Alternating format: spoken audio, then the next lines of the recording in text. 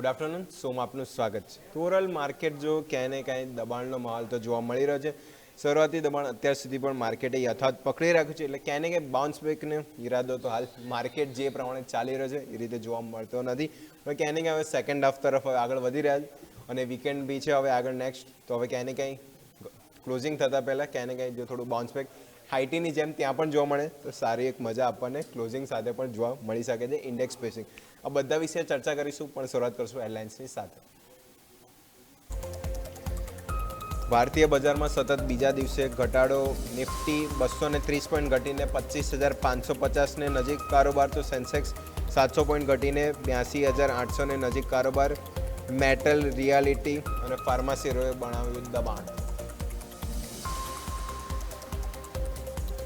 Bank નિફ્ટીમાં પણ ઘટાડા સાથે કારોબાર. બેંક નિફ્ટી 400 પોઈન્ટ ઘટીને 60,300ને નજીક કારોબાર. બેંક નિફ્ટીના 14 સ્ટોકમાંથી માત્ર 2 સ્ટોક પોઝિટિવ, તો 12 સ્ટોકમાં ઘટાડા સાથે કારોબાર. IDFC bank, Canara bank, PNB બેંકમાં જોવા મળી વેચવાલી.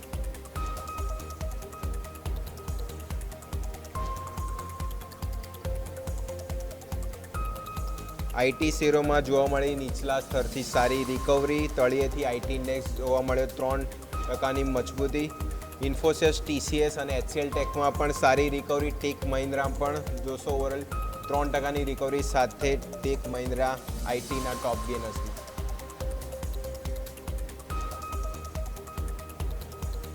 મેટલ શેરોની ચમક ઘટી. હિન્ડાલ્કો, ટાટા સ્ટીલ નિફ્ટીના ટોપ લૂઝર્સમાં, તો અન્ય metal stock Vedanta, NMDC, national aluminium, Hindustan ઝિંકમાં પણ વેચવાલી સાથે કારોબાર. મિડ કેપ સ્મોલ કેપ ઇન્ડેક્સમાં ઘટાડો યથાવત. Mid cap small cap index બંનેમાં 0.5%થી વધુનો ઘટાડો. મિડ કેપ ફંડના 100 સ્ટોકમાંથી માત્ર 15 સ્ટોક પોઝિટિવ, તો 85 સ્ટોકમાં ઘટાડા સાથે કારોબાર. Muthoot, IRCTC, Bharat Forge mid cap ફંડના ટોપ ગેનર્સમાં, તો Muthoot finance, KPIT Tech, Coforge, NMDC mid cap ફંડના ટોપ યુઝર્સમાં સામેલ.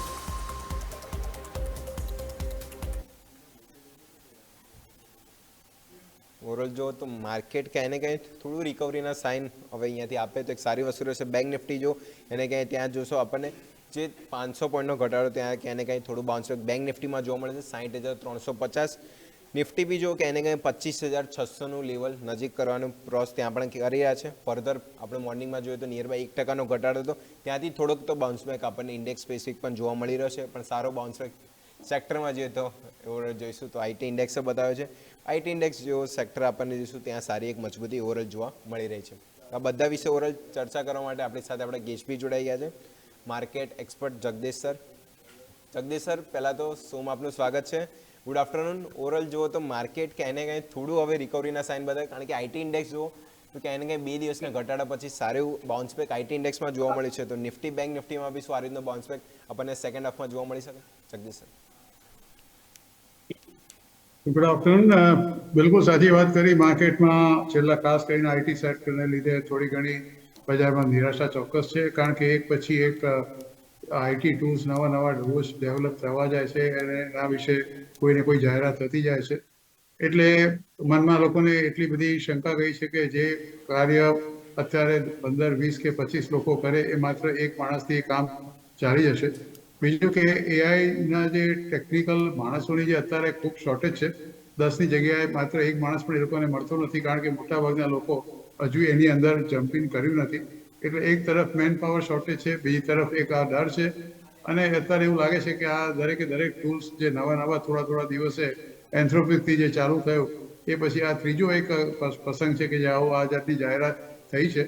મારું માનવું છે કે આ બધા જે ટૂલ્સ જે છે એ અત્યારે એના એક રિસર્ચ સ્ટેજમાં એક પેપર લોકો જાહેર કરે કે આ જાતની અમે શોધ કરી છે, એને ઇમ્પ્લિમેન્ટ થતાં એને બિલકુલ ફૂલ સ્વિંગમાં આવતા લોકોના ઘર પહોંચતા એને ઓછામાં ઓછું 12 થી 15 મહિના લાગી જશે. કે તાત્કાલિક તો કઈ વસ્તુ થવાની નથી. ત્યાં સુધીમાં જે કંઈ કંપનીઓ છે એ પોતાનો રસ્તો ચોક્કસ કાઢી લેશે. એટલે એની પણ બહુ ચિંતા કરવાની જરૂર નથી. પણ આ એક સિરિયલ કિલરની જેમ એક પછી એક નવા ટૂલ્સની જાહેરાત થતી જાય છે અને ટેકનોલોજી શેરમાં બ્લડબાથ આપણે જોવા મળે છે કે હવે શું થશે. ગમે તે ઇન્ટેલિજન્ટ વસ્તુ લોકોની શોધ ભલે થાય, નો બડી can replace the human beings. પણ એ લોકોનું બ્રેનનું કોઈ રિપ્લેસ કરી શક્યું નથી આજ સુધી અને કરી પણ નહીં શકે. એટલે આ ચિંતા મારી દ્રષ્ટિએ તો જેટલી ગંભીર છે એનાથી વિશેષ ગંભીર અત્યારે બજાર લઈ રહ્યું છે. એટલે જે બ્લુચિપ સારા શેરો તમને બહુ સસ્તા ભાવે મળે, જેના પરિણામ તમને ખૂબ સરસ દેખાયા હોય અને છતાં બી શેરમાં બહુ અતિ તીવ્ર ઘટાડો આવ્યો હોય, આ જ આટલા શેરો પર ચોક્કસ તમારે નજર રાખવી જોઈએ અને લાંબા ગાળાના રોકાણ માટે તમારા નાણાકીય સલાહકારની સલાહ લઈને એ શેરોમાં રોકાણ કરો, એવું મારું સૂચન છે.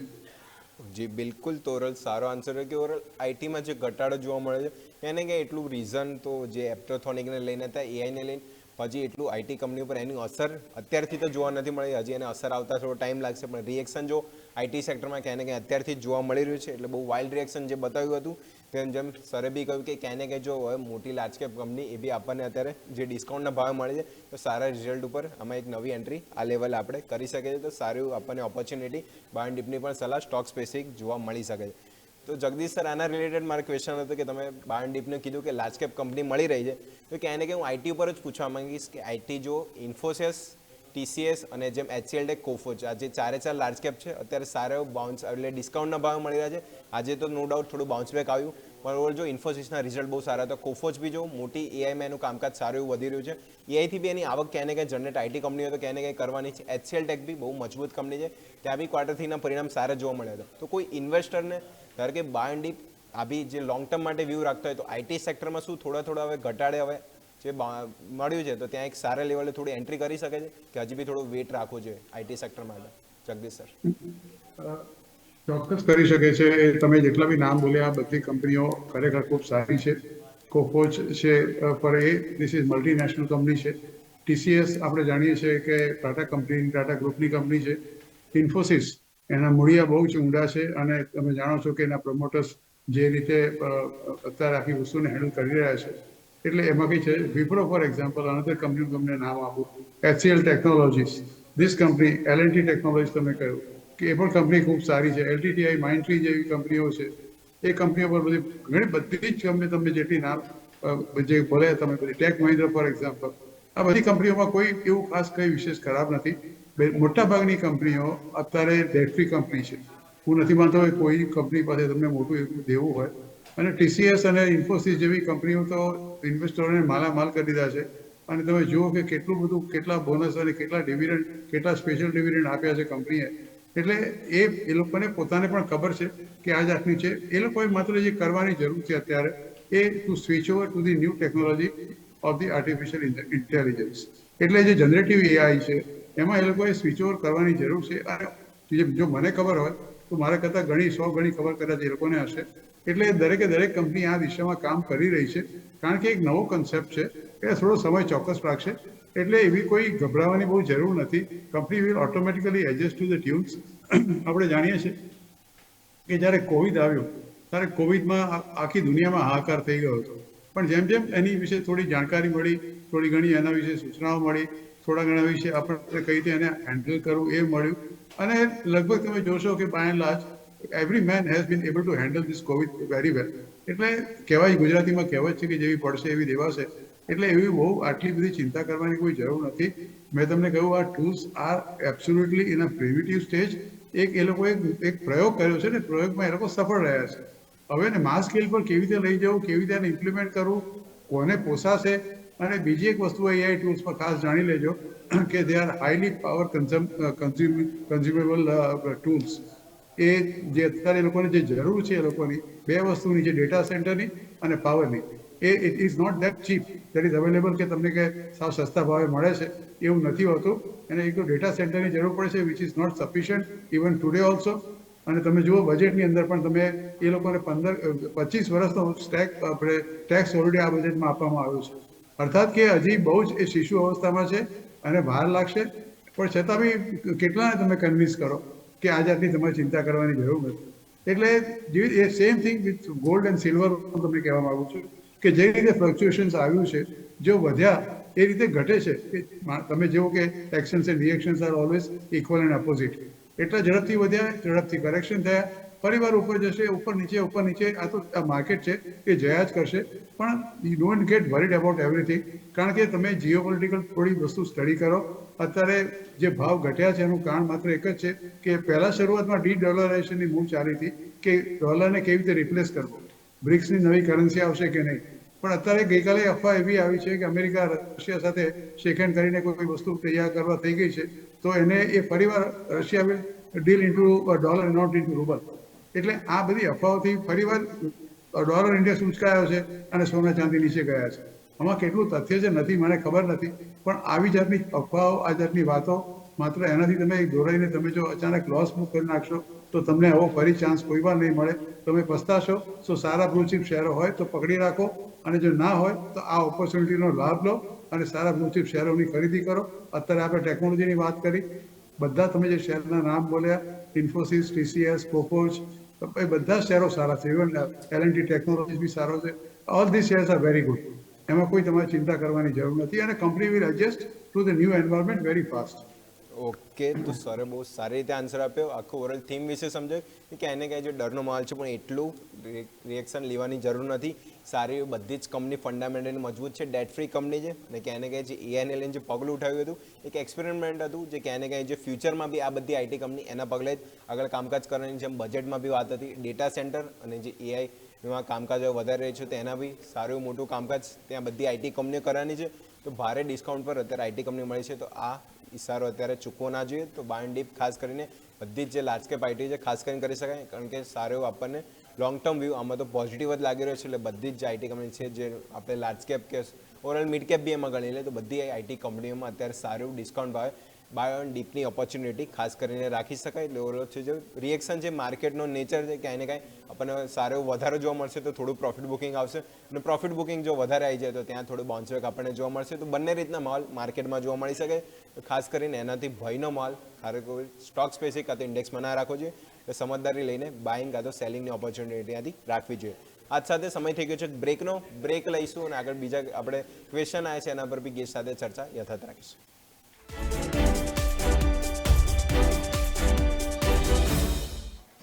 બ્રેક બાદ આપનું સ્વાગત છે. તો બ્રેક ઓવર પહેલાં આપણે સમજ્યા સરની પાસે ઓવરઓલ આઈટી થીમ જે એને કંઈ ઘટાડો બતાવ્યો હતો, ઓવરઓલ માર્કેટનું નેચર છે, અને ખાસ કરીને હવે ઓપોર્ચ્યુનિટી આપણે મિસ ના કરવી જોઈએ. ખાસ કરીને અહીંયા બાય એન્ડ ડીપ કાં તો નવું ઇન્વેસ્ટમેન્ટ ખાસ કરીને ત્યાંથી કોઈ બી ઇન્વેસ્ટર અહીંયા કરી શકાય છે. તો ખાસ કરીને ફોકસ કરશું આઈટી સ્ટોક ઉપર આપણે વ્યૂ જાણ્યો. તો ખાસ કરીને હવે નેક્સ્ટ આપણે સવાલ તરફ જ આગળ વધીએ. કોલ કરો કમાવામાં ફર્સ્ટ ક્વેશ્ચન આપણી પાસે આવ્યો છે વિહાનજીનો. ભારત ફોજ ઉપર ક્વેશ્ચન છે. 2140ની by overall Bharat Forge overall જો તો 1640ની બાઇંગ પ્રાઇસ છે. ઓવરઓલ ક્વોન્ટિટી 65 ક્વોન્ટિટી છે, અને અત્યારે સ્ટોક જો તો 1770 આજુબાજુ ચાલી રહ્યો છે.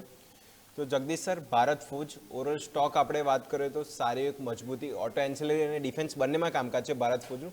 તો કન્ટિન્યુ જો 2 થી 3 દિવસથી સારી મજબૂતી સ્ટોક બતાવી રહ્યો છે. આજે બી માર્કેટ માઇનસ છે, પણ સ્ટોક મજબૂતી સાથે કારોબાર કરી રહ્યો છે. ભારત ફોજ કઈ રીતના જોઈ રહ્યું છે? ઇન્વેસ્ટર અત્યારે જોશું પ્રતિ શેર ₹100 પ્રોફિટમાં પણ ચાલી રહ્યા છે. ભારત ફોજમાં જો એમની પાસે હોય તો મને એવું લાગે છે કે એમને તો 10 આંગળી ધીમા છે, કારણ કે આજે જ એનો લાઈફ ટાઈમ હાઈ કે ₹1784 ભાવ આજે પડી ચૂક્યો છે. થોડો ઘણો કદાચ 1800 ની આસપાસ એકવાર ગયો હતો, if my memory is correct. તો 1784 ભાવ આજે પડ્યો છે. થોડું ઘણું અત્યારે 1764ની આસપાસ છે. આ કંપનીને 2 એડવાન્ટેજ છે. એક તો જે કમ્પોનન્ટ્સનું એક્સપોર્ટ ટુ ખાસ કરીને ક્લાસ 1 ટ્રક જે આપણે જાણીએ છીએ કે Bharat Forge is very much involve in to the supplying to America. હવે ટેરિફ ઘટી ગઈ છે એટલે એને કોઈ હવે પ્રશ્ન ઊભો થવાનો નથી. સિવાય બીજા ઓટો કમ્પોનન્ટ્સ જે બનાવે છે અને કોઈ એક્સપોર્ટ ટુ યુએસએ, એની અંદર ટેરિફનું જે અત્યારે એક મોટી એક અડચણ હતી એ પણ જતી રહી છે. અને તમે કહ્યું તેમ ડિફેન્સની અંદર કંપની વેરી સક્રિય છે. અત્યારે તમે જુઓ કે આ બજેટમાં લગભગ બજેટ 18 થી 22% જેટલું બજેટ વધાર્યું છે.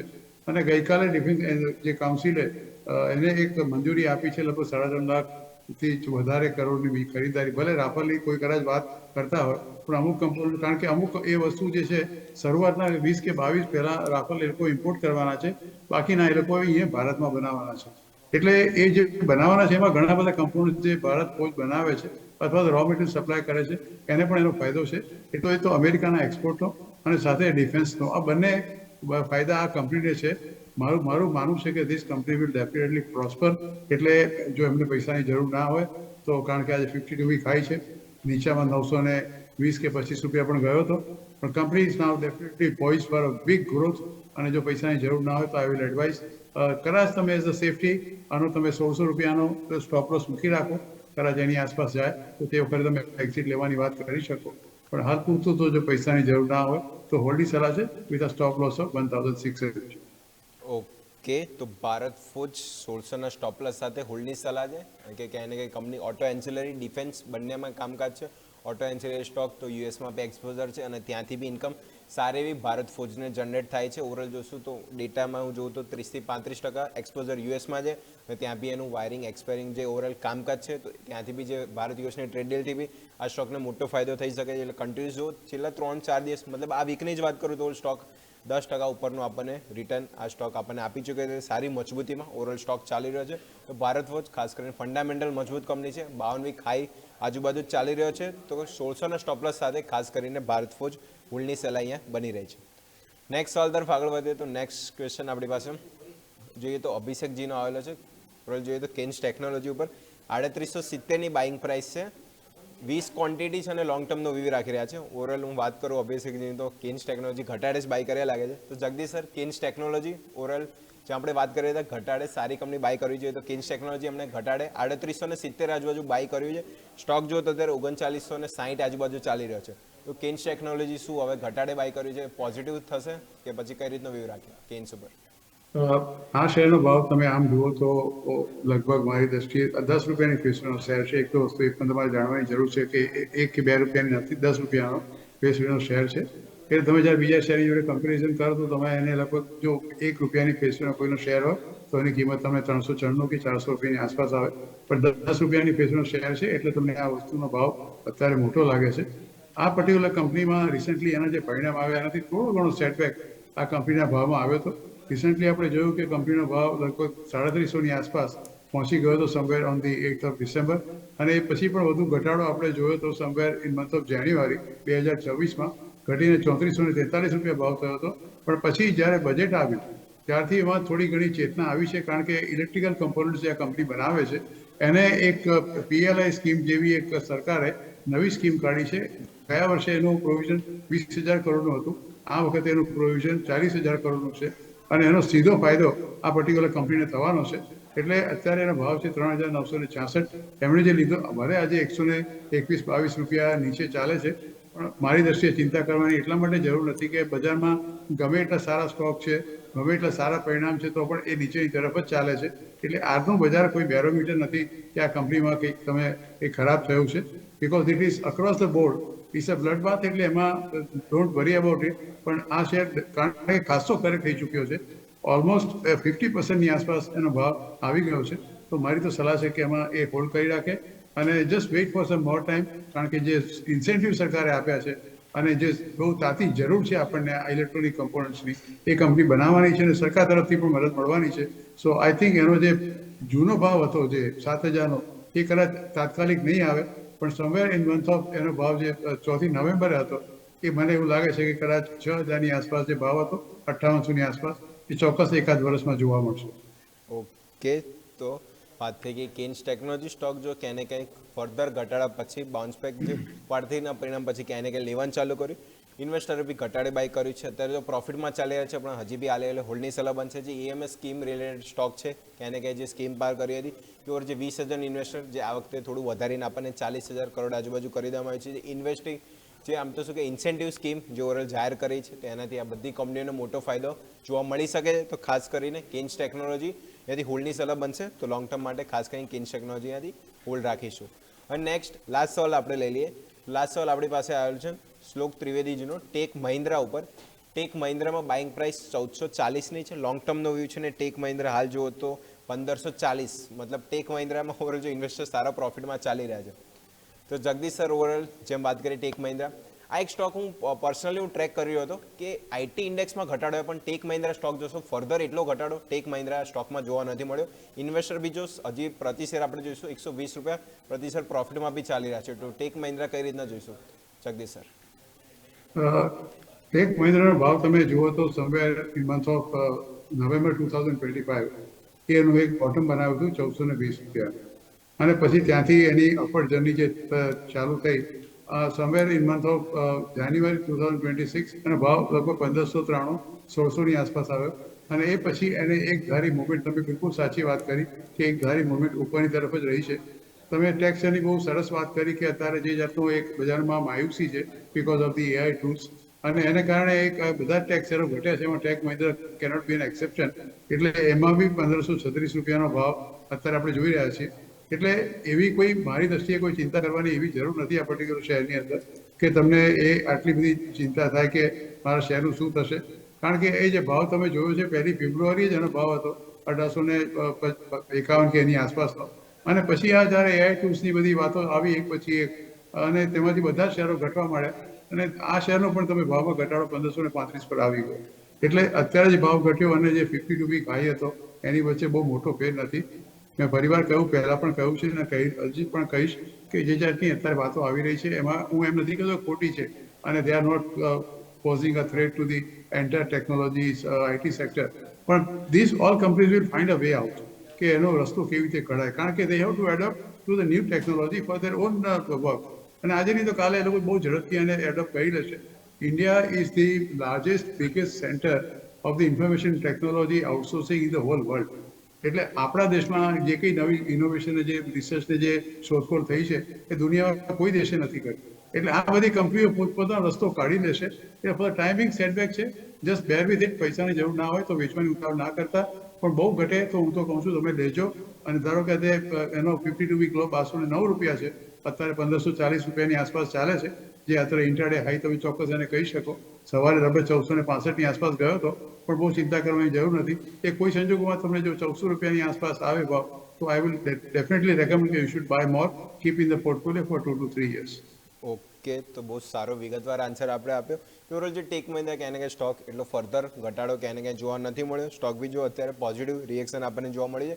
આઈટી ઇન્ડેક્સ ઘટ્યું છે, પણ ક્યાંને ક્યાંય આ સ્ટોક એટલી ક્યાંને ક્યાંય જોવા મળ્યું નથી. અને જેમ વાત કરી કે ઇન્ડિયા જે સૌથી મોટું આઈટીનું આમ તો ઇન્ફોર્મેશન ટેકનોલોજીનું કામકાજ સૌથી મોટું અહીંયા છે, અને જે ડેવલપમેન્ટ કન્ટ્રી છે, તો ક્યાંને ક્યાંય આનું બી ઓપ્શન બધી આઈટી કંપનીઓ ક્યાંને ક્યાંય શોધી લેશે. અને આને બી હવે એડજસ્ટ, મતલબ આમ તો આપણે નોર્મલ ભાષામાં કહીએ તો એડજસ્ટ ક્યાંને ક્યાંય આઈટી કંપનીઓ આને કરી લેશે. એટલે ફર્ધર પછી એક સારું એવું ઓપોર્ચ્યુનિટી આપણને આઈટી કંપનીમાં ભાઈ ક્યાંને ક્યાંય એઆઈને લઈને પણ બનતી જોવા મળશે. એટલે ફર્ધર સારા લેવલે બાઇંગ છે, પ્રોફિટમાં છે, હોલ્ડ રાખવાની સલાહ બનશે. તો ટેક મહિન્દ્રા ખાસ કરીને હોલ્ડ રાખીશું. જગદીશ સર, આજ સાથે આપની સાથે સમય થઈ ગયો છે રજા લેવાનો. આપણે જેટલા બી સ્ટોક ડિસ્કસ કર્યા, સેક્ટર પર ડિસ્કસ કર્યું, આપણા ડિસ્ક્લેમર. ઘણા બધા શેરોની ચર્ચા કરી. એમાં શક્ય છે કે જે આઈટીની વાત કરી, મેં તમને ઘણા જે રિઝલ્ટોની વાત કરી કે રિઝલ્ટ સારા આવે છતાં બી આજે બજારમાં થોડું સેન્ટિમેન્ટ ડાઉન છે. શક્ય છે કે કોઈને કોઈ ક્ષેત્રમાં મારો કે અમારા ફેમિલીનો કે અમારા ફ્રેન્ડ સર્કલમાં કે અમારી ભલામણમાં ચોક્કસ હોઈ શકે. પણ હંમેશા તમે શેર બજારમાં રોકાણ કરો તો તમારા નાણાકીય સલાહકારની સલાહ અચૂક લેજો, એ સલાહને જ અનુસરજો. જે અભિપ્રાય આપણી ચેનલ મેં આપને આપ્યો છે એ મારો અંગત અભિપ્રાય છે. And thank you very much for inviting me the show. Have a very very nice weekend. આવતીકાલે આપણે જાણીએ છીએ કે વેલેન્ટાઇન્સ ડે છે, તો આશા રાખું કે માર્કેટ જ્યારે સોમવારે ખુલે ત્યારે આ વેલેન્ટાઇનની ખૂબ શુભકામના સાથે જ ખુલે. જી બિલકુલ, થેન્ક યુ સર. ઓવરઓલ માર્કેટમાં બી એવી રીતના જ મારી રહ્યા છે કે વેલેન્ટાઇન છે થોડો રેડ નહીં પણ ગ્રીન ઝોનમાં જોવા મળે તો વધારે પસંદ આવશે market. Overall thank you sir શોમાં આવવા માટે. ઓવરઓલ ઘણી સારી ચર્ચા રહી ગેસ્ટ સાથે, એમનો વ્યૂ બી જાણ્યો, તો સેક્ટર સ્પેસિફિક ખાસ કરીને વાતચીત કરી.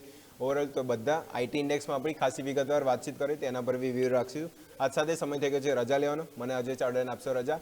આગળના અપડેટ્સ માટે જોતા રહો ન્યૂઝ કેપિટલ માર્કેટ.